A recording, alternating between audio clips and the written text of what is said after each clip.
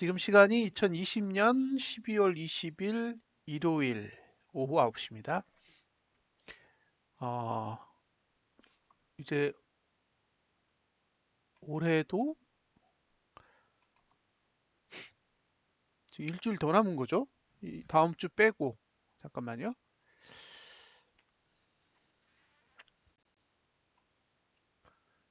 예. 그러니까 다음 주 금요일이 성탄절이고, 예.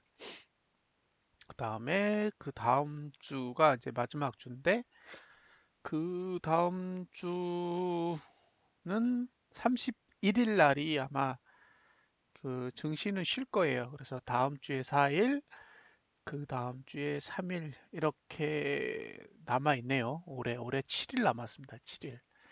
7거래일이 남은 상태예요.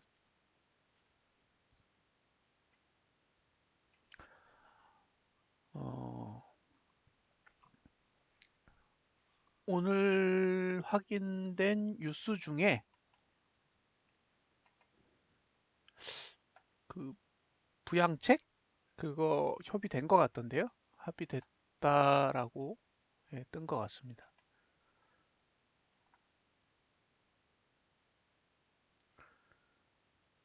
미 천조 부양책 상원 진통 끝 타결 예, 이렇게 떴어요. 그래서 내일 아침에 이제 미국 선물이 어떻게 반응하는지 봐야겠죠. 타결이 됐으니까 아무래도 뭐 좋게 반응할 수도 있겠죠. 그리고 우리나라는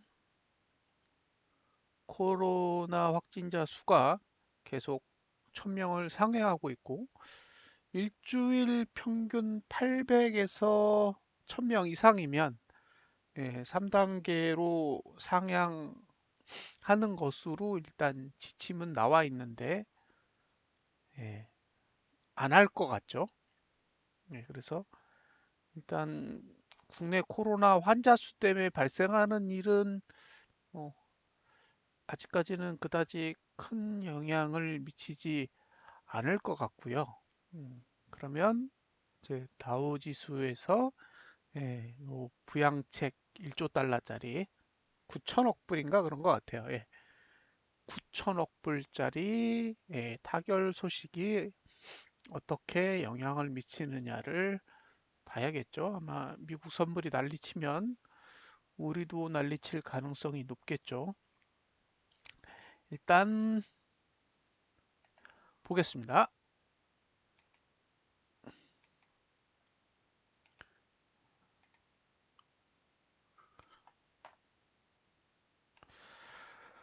코스피 200 지수인데요.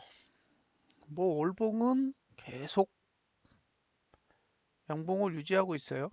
예, 거의 윗꼬리를 만들지 않은 상태로 계속 버티기 모드예요. 뭐 이대로 계속 버틴다 그러면 상승세가 계속 유지되는 거겠죠. 양봉을 계속 그리는 한 음, 상승이 유효한 거니까요. 앞으로 7거래일이 더 남겨져 있는 상황이라서 예, 조금 더 지켜보겠습니다. 예, 안녕하세요. 자, 다음으로 월봉은 크게 얘기할 게 없어요. 그냥 위는 열려 있기 때문에 뭐 오르는 거에 대해서 뭐라고 할 부분이 없죠. 이제 다만 지금 볼린저 밴드 20일 상단선 위에서 시작해서 음, 그대로 버티고 있기 때문에 이제 이런 부분들은 조금 예, 애매한 거죠. 그러니까 오르려면 그 비트코인 상승하듯이 그런 식으로 올라야 되는데 그렇게 오르지도 않으면서 반대로 내리지도 않고 있어서 이게 애매모호해요. 그러니까 상승할 거면 지금보다 훨씬 더 많이 해야 되고요. 한 여기서 30% 정도 더 올라가야 돼요.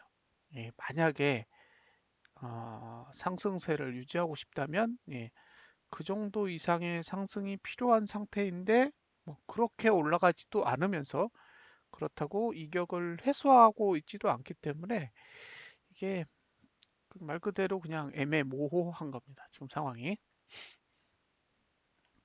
주봉으로 넘어가면 예, 이게 참 예, 이렇게 끝나기도 쉽지가 않은데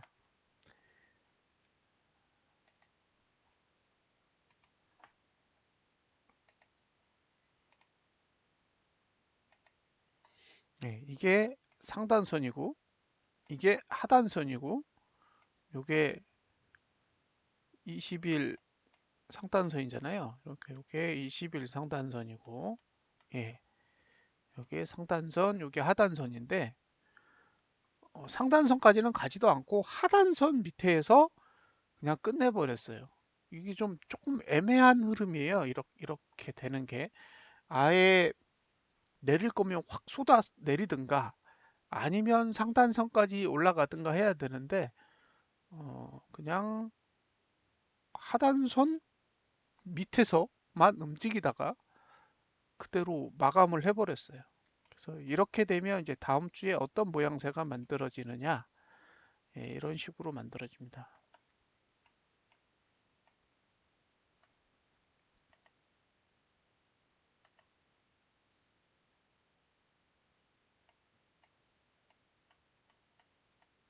예. 그런데 그러니까 이거는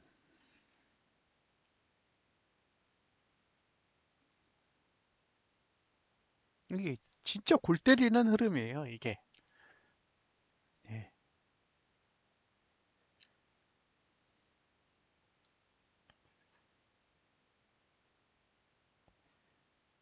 이제 이런 흐름이 왜 문제가 되냐면 누를 때요.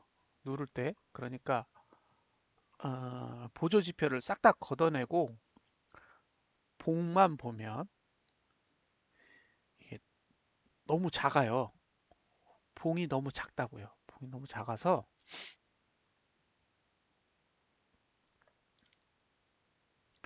이게 고가를 방어하기에도 그렇고 저가를 방어하기도 그렇고 양쪽 다 방어하기에 그다지 용이하지 않은 거죠. 만약에 내리려고 한다면 차라리 꾹 눌러서 예, 확실하게 눌러버리면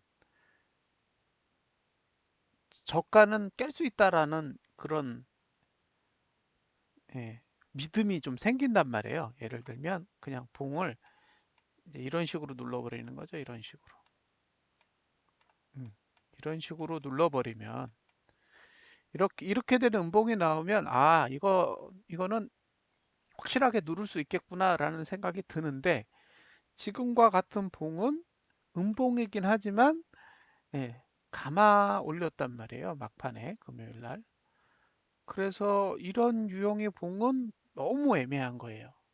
그러니까 저가도 방어하면서 고가도 방어하고 있지만 그렇다고 저가를 방어하기 쉬운 것도 아니고 반대로 고가를 방어하는 게 쉬운 것도 아닌 정말 애매한 상황이에요. 그래서 이 구조는 조금 더 간단하게 볼 필요가 있는 게 이렇게 선을 하나 긋고 이렇게 선을 하나 그어서 얘는 A, 얘는 B예요. 예. 그래서 B가 안 무너지면 매수, 예. B가 안 무너지면 매수예요. B. 예. 그러니까 이번 주 저가가 안 무너지면 매수할 수 있고, 예. 이번 주 고가가 돌파되면 매도를 조심해야 돼요. 다시요. 이번 주 고가가 돌파되지 않으면 매도. 예. 이번 주 저가가 붕괴되지 않으면 매수예요. 근데 둘 다 좁아. 그러니까 눈치껏 잘 하셔야 돼요. 눈치껏. 자, 어,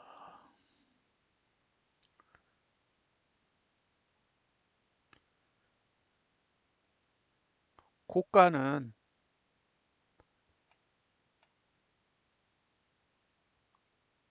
이번 주 고가를 못 넘으면 고가 투자 심리도가 내려가요. 예. 만약에 다음 주에 못 내렸다. 그러면 마지막 주도 못 내려요. 영구가 아니라. 그러면 내년이나 가야 예? 내려가겠죠. 그래서 매도를 한다고 한다면 예, 이번 주 고가를 넘지 않는 선에서 매도 전략을 가져가시고요. 아, 이렇게 비싸도 나는 올라갈 것 같다. 그러면 이번 주 저가만 안 무너지면 돼요. 그러면 이번 주 저가를 안 넘는, 그러니까 붕괴시키지 않는 수준에서 매수 전략도 가능한 거죠. 이건 지금 양쪽 다 가능한 거예요. 그래서 이게 골 때리는 게 이건 이제 밑으로 쳐박으면 예, 그대로 이제 상승 추세가 죽고요. 요거를 상승시키면 귀신같이 저 상승 추세가 살아납니다. 제가 이런 상태에서 하락한 봉을 찾아봤는데 하나 있었나? 두 개 있었나? 하여튼 거의 없어요. 예. 그러니까 이런 상황에서 하락한 거를 제가 찾아봤단 말이에요. 잠깐만요. 제가 찾아본 거 한번 보여드릴게요. 근데 여튼 적어요. 저 상태에서 하락하는 케이스가 굉장히 드물기 때문에 아, 이거 걱정 마시고 매도 치세요라고 얘기는 못 하겠어요. 다만 보여드릴게요. 정말 저렇게 생긴 봉이 있어요.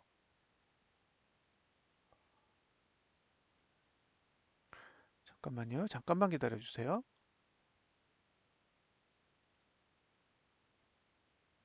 근데 저게 진짜 흔치 않아요. 흔치 않은 유형의 봉이기 때문에 예, 제가 함부로 아, 이거는 무조건 매도 치셔서 돈 버세요라는 말을 할 수가 없어요. 그래서 두 개 다 가능하다. 지금 주봉으로만 보면 예, 두 개 다 가능한데 예, 전략은 예, 고가 저가를 똑같이 감안하시고 그렇게 보셔야 돼요. 그래서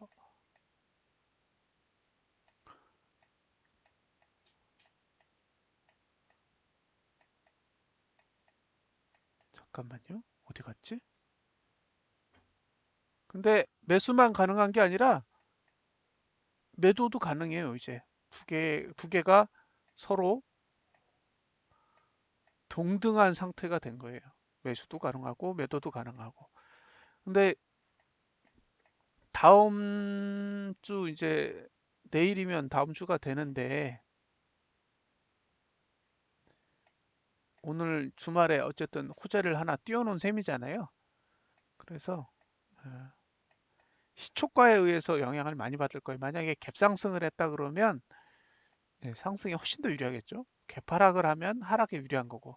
그러니까 갭이 가는 쪽으로 조금 더 유리하게 작용할 겁니다. 그래서 갭상승이 오면 함부로 매도하면 안 되고, 예, 갭하락이 오면 함부로 매수하시면 안 돼요. 오호, 있었는데 잘 안 보이네요. 잠깐만요. 잠깐만 기다려 보세요. 왜 안 보이지? 잠깐만 기다려 보세요. 하나 있었는데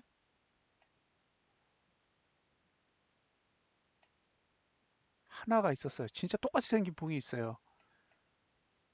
그거를 참고해서 보시면 좋을 것 같아서 꼭 보여드려야 될 것 같아요. 아, 여기 있다. 찾았다. 2015년도 12월 2일자 주봉. 네, 12월 2일자 주봉이요. 똑같은 걸 보여드릴게요. 자, 갑니다. 예. 이렇게 돼 있어요. 요 봉이 지금 예, 여러분들이 보시는 요 상태랑 똑같은 상태예요. 예, 보이시죠? 네, 동일합니다. 이런 구조예요. 그래서 이렇게 아래에서 끝나기 쉽지 않아요. 여기 보면 여기가 하단선이고 여기가 하단선이란 말이에요. 여기가 하단선인데 종가는 하단선 아래에서 끝났어요. 그래서 예, 그러면 이제 휘어지는 거죠. 그러면 이제 지금까지는 상승 추세에 있었기 때문에 하단선이 강력하게 받쳐줬잖아요. 받쳐줬기 때문에 사실 오히려 급등하거나 떨어지지 않거나 그랬는데 지금은 이제 그런 힘은 없어진 상태예요. 없어진 상태이기 때문에 음, 이것도 이제 무조건 오를 거다라는 생각만으로 예, 시장을 바라보시지는 않았으면 좋겠고요. 단 어, 지금 저가 투자 심리도나 고가 투자 심리도는 계속 상승 중에 있기 때문에 예, 저가만 방어하면 돼요. 일단 고가는 두 번째고 저가만 방어된다 그러면 매수 전략을 사용할 수 있는 거죠. 그러면 매수가 마이너스 이번 주 저가가 이제 손실 폭이 되겠죠. 양쪽 다 가능하다. 예요. 근데 만약에 여기서 이제 장대 음봉이 나오기 시작하면 예, 주봉은 무너지는 거고 만약에 주봉에 이번 주 저가가 무너지면 결국에는 이제 월봉은 상승해서 이격을 해소하든 하락해서 이격을 해소하든 둘 중에 하나의 방법으로 이격을 해소해야 되는데 현재 주봉의 저가를 막으면 상승 쪽으로 이격을 해소할 거고 고가를 막으면 하락 쪽으로 이격을 해소할 거란 말이에요. 그래서 이번 주에 저가가 무너지면 매수 전략은 일단 접는다. 예, 그리고 고가를 돌파하면 매도 전략도 일단 접고 예, 그 돈의 흐름에 따라 이제 일희일비할 필요가 있습니다. 일봉이요. 일봉은 모르겠어요. 전혀 모르겠습니다. 우리나라는 언제 3단계를 할 거냐? 그게 어느 정도 영향을 미치겠죠? 예, 3단계를 언제 하느냐가 2.5단계하고 3단계의 가장 큰 차이는 제조업 쪽에 영향을 주는 거니까 어쨌든 이제 우리가 주로 취급하는 그 주식 종목들이 이제 그 3단계의 영향으로 들어가긴 하는 거잖아요. 예, 그래서 3단계를 언제 하느냐 여부는 관심사가 될 것 같긴 해요. 이제 내일 그 미국 쪽 그 9천억 불짜리 부양책이 증시에 어떻게 반영이 되느냐 하고 그 다음에 우리나라 3단계를 언제 적용하느냐 여부가 그나마 좀 증시에 충격을 줄 만한 이슈이지 않을까 생각을 합니다. 나머지는 잘 모르겠어요. 이제 뭐 모더나랑 화이자랑 다 승인 받아서 접종하고 있고요. 접종을 했으니까 부작용이 나타나거나 그런 상황이 발생하기 전까지는 이제 특별한 이슈는 없겠죠. 그 설대우 교수, 예, 설대우 교수님 얘기를 그때 잠시 들어보니까 그런 얘기를 하더라고요. 그러니까 모더나나 화이자가 이야기하는 그러니까 임상에서 이야기하는 94% 95%의 확률은 그러니까 우리가 생각하는 그런 확률과는 조금 다른 개념이라고 하더라고요. 그러니까 이게 확률이 높다, 낮다 또는 이게 뭐 정확하다, 틀리다 그런 개념이 아니라 이런 거죠. 어,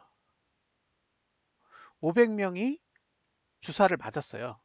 백신 주사를 맞았단 말이에요. 500명 중에 주사를 맞은 500명 중에 2명이 감염된 거예요.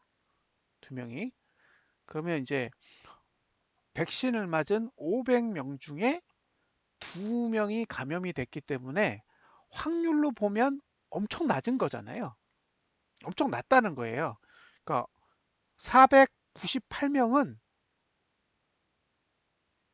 감염이 안 된 거고 2명만 감염됐기 때문에 백신을 맞은 효과가 엄청난 거죠. 예. 이게 하나의 해석이고요. 두 번째 해석은 어떻게 되냐면 498명은 애초부터 바이러스에 노출이 안 된 거예요. 그냥 2명만 노출이 됐는데 2명이 다 코로나19에 감염이 된 거죠. 나머지 498명은 코로나에 노출이 안 된 거예요. 그래서 감염이 안 된 거죠. 네. 이렇게 해석하면 백신을 맞은 사람은 100%다 감염이 된 거예요. 그래서 그 설대우 박사의 이야기는 그 걸린 사람, 걸린 사람의 수가 일부일 수도 있지만 전부일 수도 있다는 거예요. 그건 알 수 없다는 거죠. 그러니까 500명이 백신 주사를 맞았고 500명 모두가 코로나19에 노출이 된 상태에서 2명만 감염이 됐다면 예, 그건 굉장한 확률인데 문제는 500명이 백신 주사를 맞았는데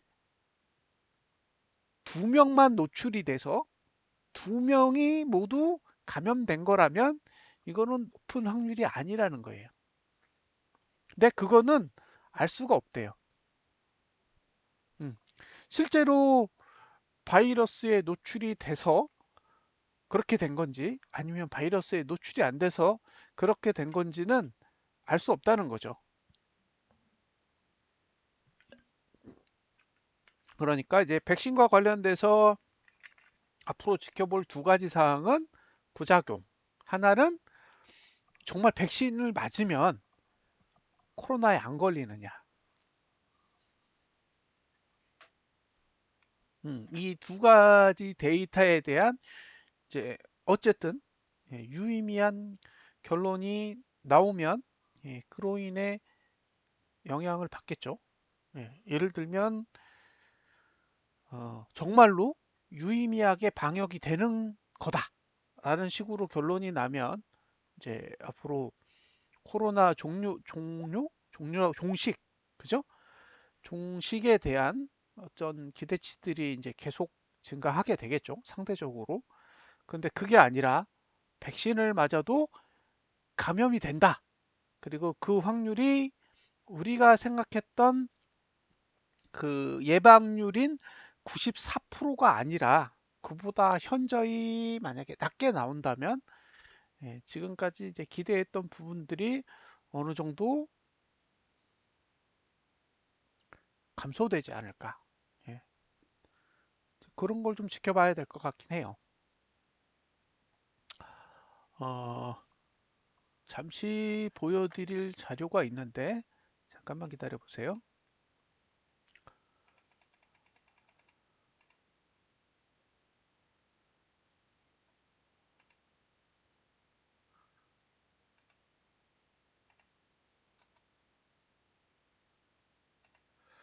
자, 이걸 보자고요.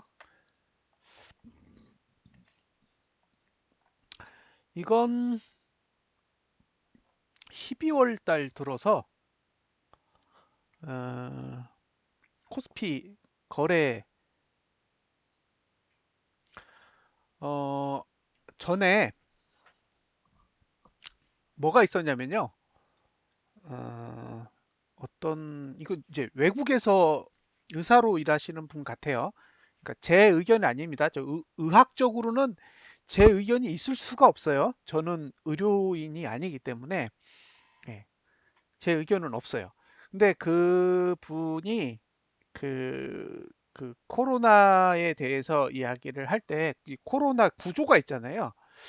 뭐라고 하던데? 뭐 스파이크라는 게 있고 그 다음에 뭐가 있고 해서 이 코로나에 그 구조가 있는 거예요. 근데 그 코로나가 인체에 이렇게 들어올 때 인체에 들어오면은 무슨 단백질인가 거기에다가 뭘 꽂아가지고 감염을 시킨다 그랬거든요. 근데 실제로 변종이 일어나는 부분은 그 단백질에다 빨대를 꽂는 그 자리가 아니라 예, 그 빨대랑 그다음에 그 동그랗게 생긴 그 몸통 있죠? 그 옆구리에 그 있는 그 부분에서 변이가 일어난다는 거예요. 예. 그래서 변종이 일어나도 그러니까 코로나 바이러스의 변종이 일어나도 백신은 상대적으로 유의미할 거라고 하더라고요. 그러니까 변종이 일어났다고 해서 백신을 또 개발해야 되는 게 아니라 그 백신이 어느 정도 변종까지도 이제 커버할 수 있는 그런 구조라고 했어요. 그 의사분은. 그리고 지금까지 코로나19 바이러스가 굉장히 많은 변이를 일으키고 있는데, 그러니까 지금 이제 영국에서 발견된 변종이 있는데, 그 변종이 어느 날 갑자기 뚝딱 이렇게 나타나는 게 아니라, 중국에서 최초의 그 코로나19 바이러스가 생기고 나서 지금까지 계속 수많은 변종은 만들어졌다는 거예요. 그런데 그런 변종이 수없이 많이 만들어져도 그 자연에서 선택이 돼야 된다 그러더라고요. 그러니까 바이러스끼리도 경쟁이 일어나는 거죠. 경쟁이 일어나서 그 자연으로부터 네가 가장 적합한 바이러스다라고 선택이 되면 그 바이러스는 퍼지고 자연적으로 선택이 되지 않은 변종들은 변이가 일어났어도 이게 사장된다는 거예요. 그러니까 우리 눈에는 변종이 생긴 게 눈에 들어오는 게 아니라 변종이 생긴 후에 자연 선택을 받아서 유행을 해야 우리 눈에는 저기 코로나 바이러스가 변종이 계속 나와라고 얘기를 하는 거고요. 실제로 변종은 계속 만들어지고 있는 걸로 보여요. 근데 그 중에 이제 우리의 그냥 대중의 눈에 띌 만큼 이제 대중적으로 퍼져야 예, 우리는 그걸 변이라고 예, 인식을 하는 거죠. 근데 어차피 얘가 뭔가 더 강력하니까 자연적으로 선택을 받는 걸 거잖아요. 그러니까 기존의 우한폐렴이라고 할 수 있는 코로나19는 살상력이 무지 높고 대신 전염력이 낮죠. 예, 그러니까 초기에 코로나19 바이러스는 전염력이 낮고 살상력이 높은 형태인 거예요. 살상력이 높으면 숙주를 죽이니까 전염성이 떨어질 수밖에 없어요.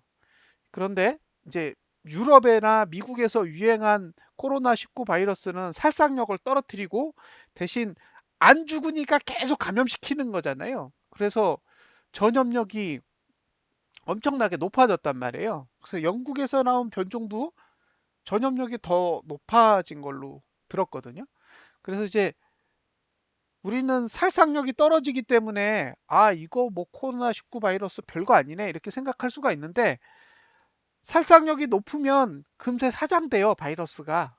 예, 숙주랑 같이 죽으니까. 에볼라 바이러스 같은 경우에 살상이 어마무시하잖아요. 근데 우리가 에볼라 바이러스에 대해서 고민하면서 살거나 두려워하지 않거든요.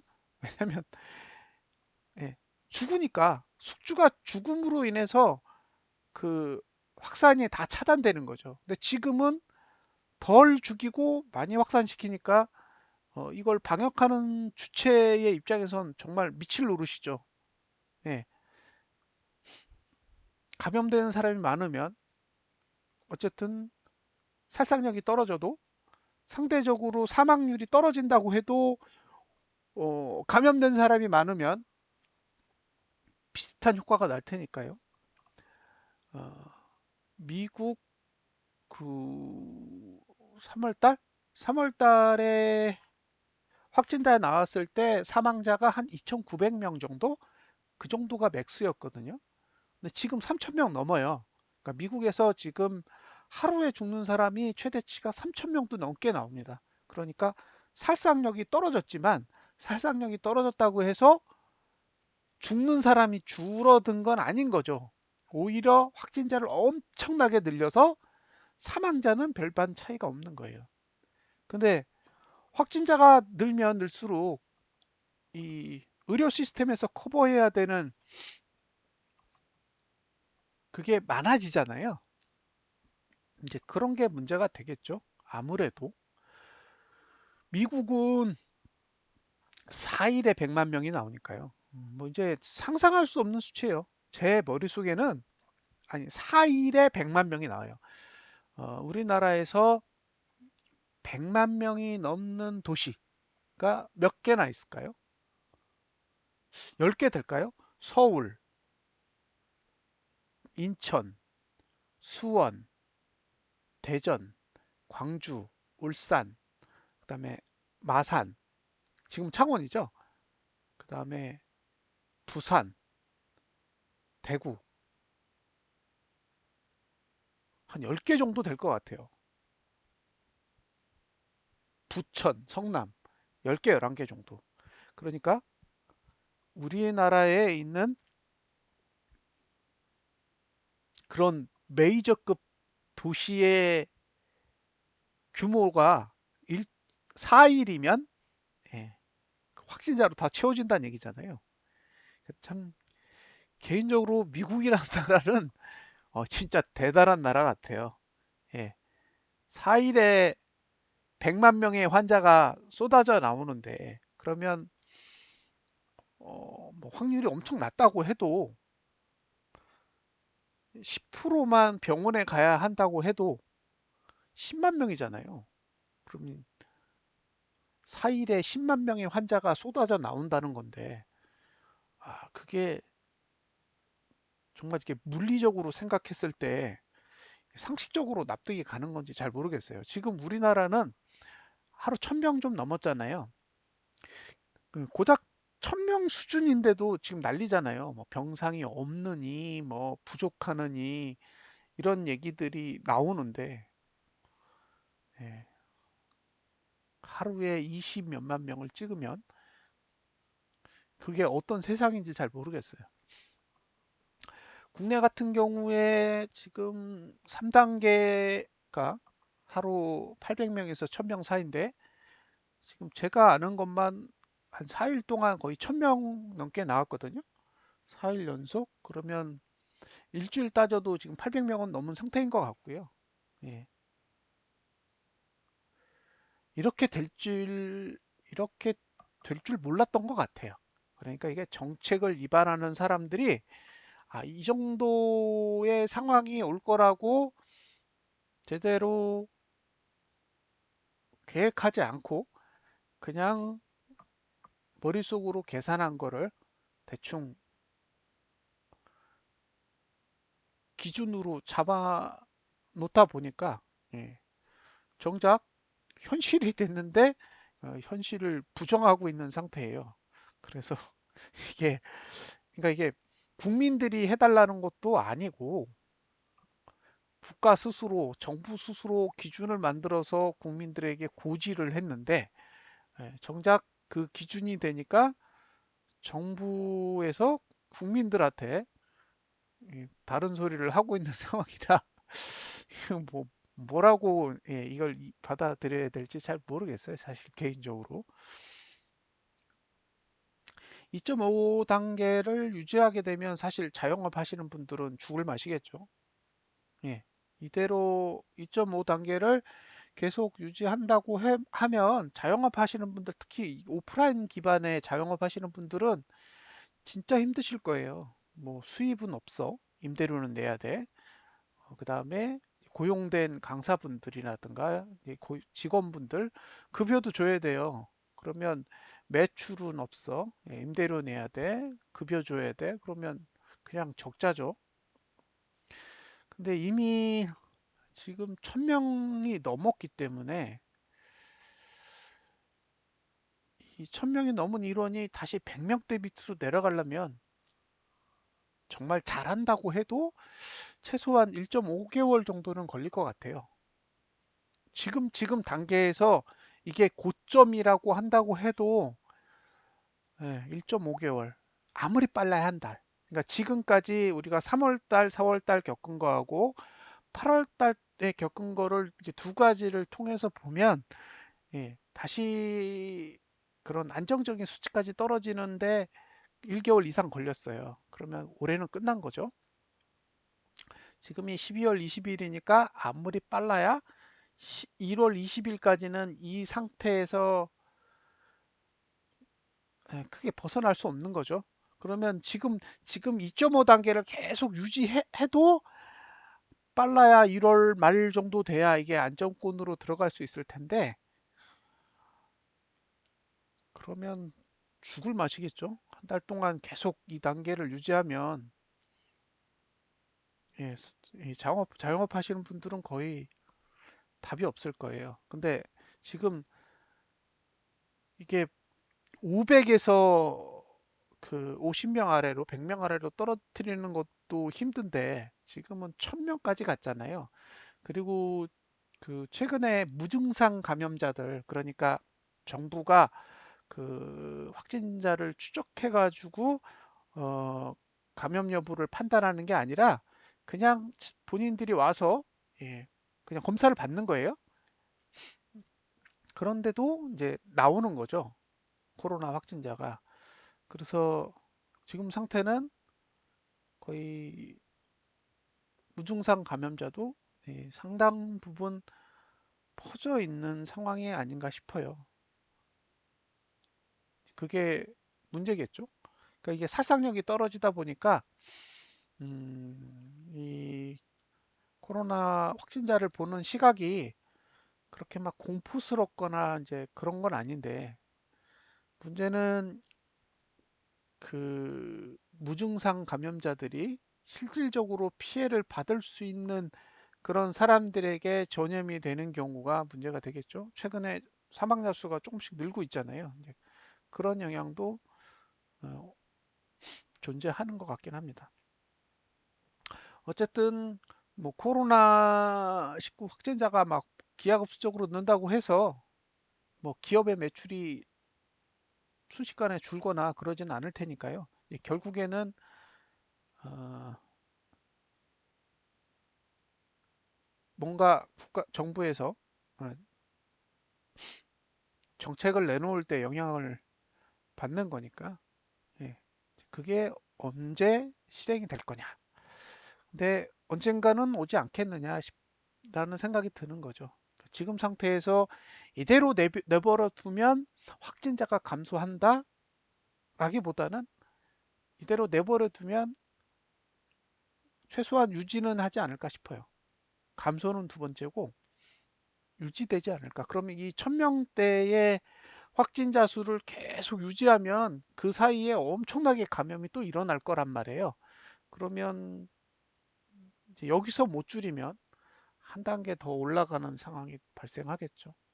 그러면 이제 우리도 유럽이나 그런 다른 국가들이 거쳐갔던 그런 길을 비슷하게 걷게 될 가능성도 배제할 수는 없는 거죠. 어쨌든 저는 방역은 일단 실패했다고 봅니다. 예, 우리나라가 현재 추진하고 있는 형태의 방역은 이제 더 이상 효과적이지 않고요. 예, 좀 더 다른 방식의 방역 정책이 필요한 시점이 된 것 같기는 해요. 12월 달에 어, 초반에 외국인이 1조 5천억까지 현물을 매수했다가 지금은 1조 8천억을 매도했기 때문에 대략 3조 3천억을 팔았습니다. 그러니까 12월 달에는 팔고 있다 라고 보시면 되고요. 기관은 꾸준히 팔고 있고, 특별한 거는 개인이 3조 7,900억 원을 사고 있어요. 지금 더 신기한 건 뭐냐? 11월 달에 개인이 얼마를 팔았었냐면요. 5조 9천억을 팔았어요. 5조 9천억. 제 기억이 맞다면 어, 개인은 11월 달 급등할 때 5조 9천억을 팔았는데 11월 말까지 갔을 때 5조 9천억에서 2조 7천억을 남겼어요.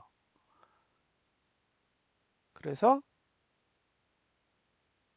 11월이 끝났을 때 개인은 2조 7천억을 매도한 상태로 끝났는데 지금 12월이 됐는데 3조 7천억을 매수했으니까 이게 뭔 뜻이냐면 11월 달에 판 거 다시 다 샀어요. 11월 달에 팔았던 그 5조 9천억을 모조리 다 사들이고도 1조를 더 샀다는 얘기예요. 지금은 그런 상태입니다. 그러면 지금 돈은 지금 주식은 다 개인이 들고 있는 거예요.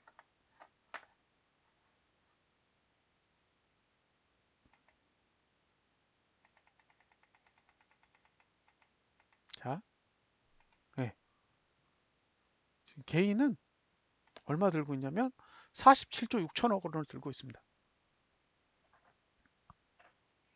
외국인이 24조 6천억을 팔았고 기관이 25조 4천억을 팔았어요. 그러니까 지금 상승장의 주인공은 개인이에요. 외국인은 주로 선물만 계속 치고 빠지면서 수익을 취하고 있고 현물 자체로만 보면 통합해서 보면 현물을 들고 있는 주체는 개인입니다.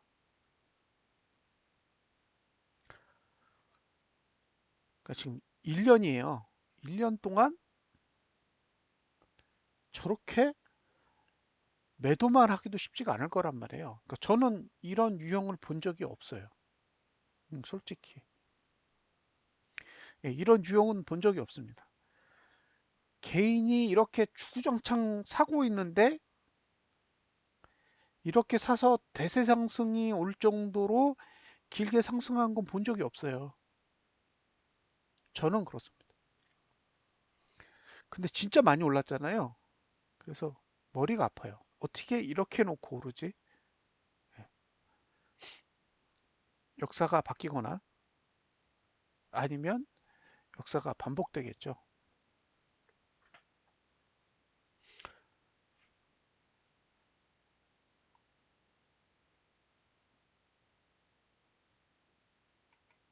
자, 코스닥은 개인이 16조 9천억을 들고 있고요. 16조 9천억은 거의 최고치에 가까워요. 최대치가 17조 1천억이었으니까 예,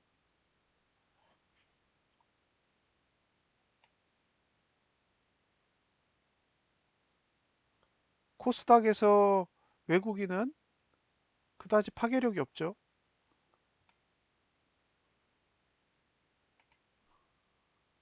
그러면 지금 코스닥에서 16조고 코스피에서 47조니까요. 65조? 네, 한 65조 원 정도를 지금 개인이 현물을 다 들고 있는 거예요. 이대로 상승하면 정말 동학개미의 완전한 승리가 될 거예요. 그런 일이 정말 일어나는지는 좀 더 지켜봐야겠죠. 저는 아, 이런 일도 일어나는구나 라는 생각이 들어요. 어쨌든 11월 달에 매도했던 개인은 다시 다 사들였습니다, 지금. 그러면 여기서 계속 상승하면 개인 좋은 일만 하는 거예요. 기관이랑 외국인이. 그러니까 왜 이렇게 하는지를 모르겠어요. 그러니까 본인들이 만약에 끌고 갈 거라면, 앞으로 정말 좋은 일들이 일어날 거라면 계속 사면 되잖아요. 앞으로 좋은 일이 계속 일어날 건데 뭐가 문제예요? 그죠? 삼성전자 10만 원 가고 하이닉스 20만 원 가고, 예, 삼성 SDI는 100만 원 갈 건데 그냥 계속 사면 되잖아요. 근데 샀다 팔았다 그 짓만 해요. 그런 게 제 입장에선 이게 좀 난해한 거예요. 지금은 주봉만 보세요. 예, 주봉을 보시고 주봉에서 만약에 이번 주 저가가 딱 무너지면 아, 단기적으로 조정이 올 수도 있겠다 이런 생각을 갖고 바라보시고요. 만약에 저가를 지키면서 계속 가요. 그러면 월봉의 이격을 해소하려면 조금 더 상승해야 되니까 조금 더 상승이 나올 수도 있겠다라고 보시고, 예, 접근을 하셨으면 좋겠습니다. 됐죠? 음. 너무 주봉이 애매모호해요. 예, 그러니까 떨어뜨릴 거면 차라리 아래 꼬리가 없이 확 눌렀어야 되는데, 예, 이거는 누른 것도 아니고 그렇다고 안 누른 것도 아니라서, 음, 뭐 어느 쪽으로 명확하게 힘이 기울었다고 이야기하기도 어려워요.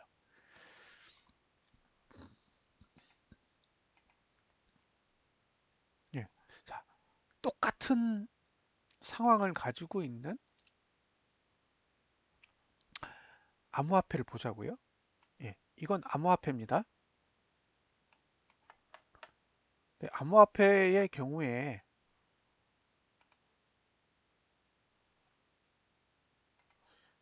비트코인인데 여기서 시작했잖아요. 1번. 예, 여기서 시작했어요. 그러면 여기서 시작한 것만 보면 이 코스피 200이랑 똑같아요. 근데 비트코인은 이렇게 확 올리지 않고 먼저 조정을 했어요. 조정을 해서 여기 하단선을 찍었죠. 예, 하단선을 찍었어요. 여기가 2번. 근데 하단선을 찍었지만 볼린저 밴드 21선은 안 찍었어요. 이렇게 보면 그러면 요만큼의 이격이 남는데, 예, 이거를 B라고 할게요. B만큼 이격이 남아 있어요. 그럼 해소가 안 됐는데 라고 생각할 수 있는데, 이걸 양봉을 내서 끌어올리면 이렇게 이격이 붙어요. 그러니까 이게 뭐냐면 그 20 상단선을 저가에다 갖다 붙이는 방법인데, 만약에 아래 꼬리를 안 만들고 위로 올라가면 붙여야 될 수 있는 거리가 굉장히 멀잖아요. 그러니까 그걸 좁혀 놓은 거예요. 아래 꼬리를 만들어 놓고. 그리고 위로 확 당기니까, 예, 저가에 가서 딱 붙은 거죠. 그러니까 이런 식으로 이격이 해소되면 이거는 올라도 모양새가 딱 나오거든요. 근데 지금 코스피는 그 모양이 안 나와요. 그러니까 이게 어려운 거죠. 보세요. 이게 좀 똑같은 환경이라고 했잖아요. 예. 그 똑같은 환경에서, 예, 이렇게 보면 똑같아요. 근데 만약에 여기 어디야? 343까지 아래 꼬리를 주고 갔다면 지금의 비트코인 월봉이랑 거의 유사한 흐름이니까 그냥 올라가면 올라가나 보다라고 생각을 하게 될 텐데, 지금은 아래 꼬리가 전혀 없는 상태에서 올렸기 때문에 지금 요 볼린저 밴드 20 상단선하고 현재 봉의 저가하고 붕 떠 있어요. 그러니까 저거를 급등시켜 가지고 메꾸든지 아니면 반대로 하락해서 243 밑으로 내려오든지, 예, 둘 중에 하나의 방향성이 필요한 거죠. 근데 만약에, 예, 이런 식으로 내려서 이격을 조정하려면 내부적인 악재가 있어야겠죠. 예, 그 악재에 만약에 시발점이 온다면 그 3단계가 가장 그나마 우리가 생각할 때 상식적으로 가능한 뉴스일 것 같고요. 뭐 그게 아니면 이제 미국 쪽에서 뭔가 차익 실현하는 매물들이 쏟아져서 예, 큰 폭의 하락이 오면 고민해 볼 수 있겠죠. 여튼 그래요. 그래서 지금 월봉은 답이 없어요. 붕 떠 있어요. 지금 이격으로부터 얼마큼 떠 있는 거냐면 243인데 271이니까 28포인트 정도 떠 있는 거란 말이에요. 예. 그러니까 여기서 매수한다? 와, 이건 진짜 대단한 거죠. 그런데 주봉은 계속 하단선 받쳐가면서 하락하는 걸 다 차단하면서 올리니까 이게 상식적으로는 이해가 안 가도 예, 실제로 실질적으로 이런 일이 벌어지고 있는 거죠. 그래서 주봉으로 보면 매수할 수 있는 방법이 있고 월봉으로 보면 이건 사실 매수를 하면 안 되는 상황이라고 생각을 합니다. 자, 월봉은 끝났고요. 얘기. 예. 주봉은 지금 상단선 넘었죠. 예. 넘었기 때문에 이거는 그냥 버티시는 수밖에 없어요. 상방을 보신다면 그냥 매수한 거 버티는 수밖에 없고 일봉은 오늘이 상단선 하단선이 마지막 날이니까 예. 오늘까지는 버텨볼 만 하겠죠. 근데 이게 매수하기에는 부담스러운 거예요. 월봉에서 매수할 수 있는 찬스는 아까 보여드린 요 자리 있잖아요. 요 자리에서 지나간 거예요. 그러니까 1940만 원대에서 이미 지나간 거기 때문에 월봉상에서는 매수가 불가능하고요. 주봉은 매수 기회가 없어요. 네, 지금 구조에서는 매수할 수 있는 기회가 없어서 결국에는 그냥 매수한 거 가지고 버텨보는 수밖에 없어요. 나머지는 예. 이더리움도 똑같이 여기 하단선 59만 원. 요 자리 외에는 자리가 없는 거예요. 그리고 지금은 상단선 근처까지 왔기 때문에 이제 팔지 말지 고민하셔야 되고요.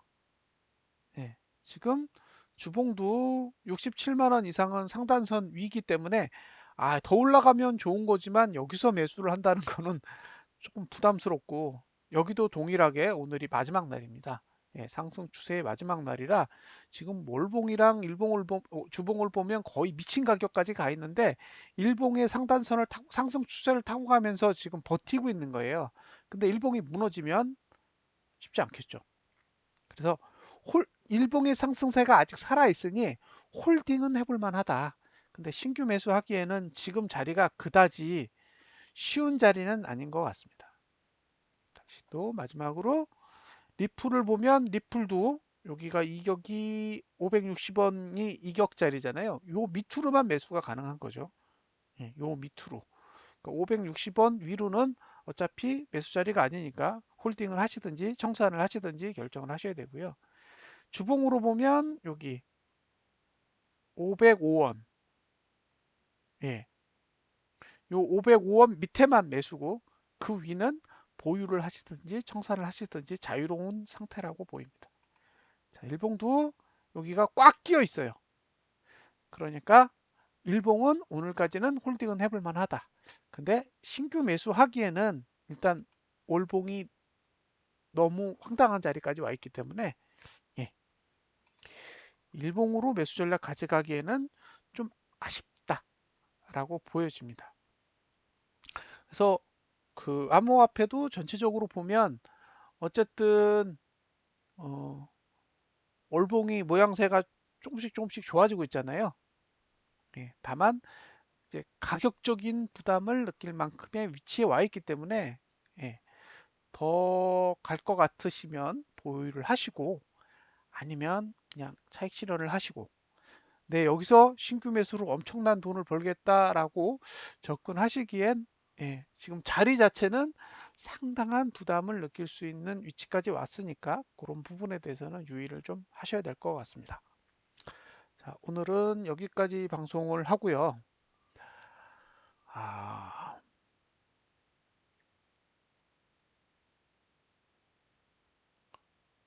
그 코스피 200에서 주봉을 자세히 관찰하세요. 그래서 갭상승이 나오는지 갭하락이 나오는지 좀 지켜보셔야 될 것 같고요.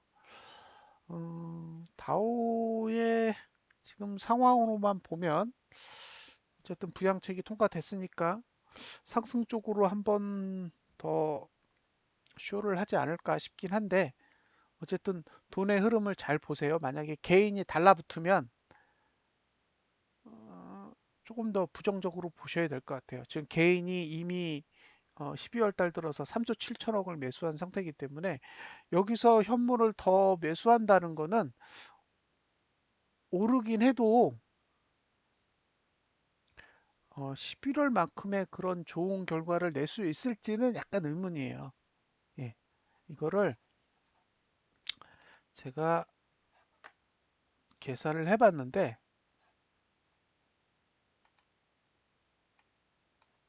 예, 그냥 보여만 드릴게요. 지금 여기가 11월 첫거래일인데 여기서부터 여기까지 11월 24일까지 개인이 팔았어요. 예, 여기 캡처해서 보여드릴게요. 그러면 조금 더 쉽게 이해가 되실 겁니다. 그러니까 요 날부터 사가지고, 아니 팔아가지고 요 날까지 팔았어요. P. 그러니까 개인은 여기서부터 여기까지 판 거죠. 이거를 소문자 A 구간이라고 할게요. 이렇게 팔았단 말이에요. 근데 요 날 다 샀어요. 그러니까 여기서 5.9조를 팔았고, 그죠? 여기는 6.9조를 샀어요. 그럼 대충 감이 오실 거예요. 여기서 5.9조를 팔았는데 여기서 6.9조를 산 거니까, 예, 비싸게 팔고요. 더 비싸게 샀어요. 비싸게 팔고 더 비싸게 샀다고요, 개인은. 외국인은 A에서 여기요, 요까지 C, 요 C까지 샀어요. 이렇게, 예? C까지 사서 여기서부터 팔고 있어요. 산 거. 그러면 얘네들은 비싸게 사서, 예, 비싸게 매수했어요. 비싸게 매수해서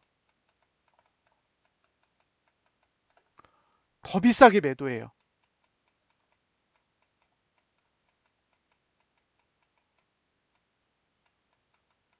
네. 그러니까 개인은 비싸게 팔고 더 비싸게 사고, 그 외국인은 비싸게 사서 더 비싸게 팔고, 예, 그렇게 하고 있는 거죠. 그래서 만약에 여기서 개인의 매수가 더 나온다 그러면 50조까지 가지 않을까요? 예, 올해 개인이 매수한 금액이 50조까지 가는 상황이 온다면, 와, 그게 정말 미래로 봤을 때 좋은 일인지는 한번 생각해 보셨으면 좋겠어요. 저는 만약에 요 정도 선에서 마무리 된다 그러면 다음 달부터 다시 고퍼스를 매수해 나갈 생각입니다. 자, 오늘 방송은 여기서 마무리를 짓도록 하겠습니다. 감사합니다.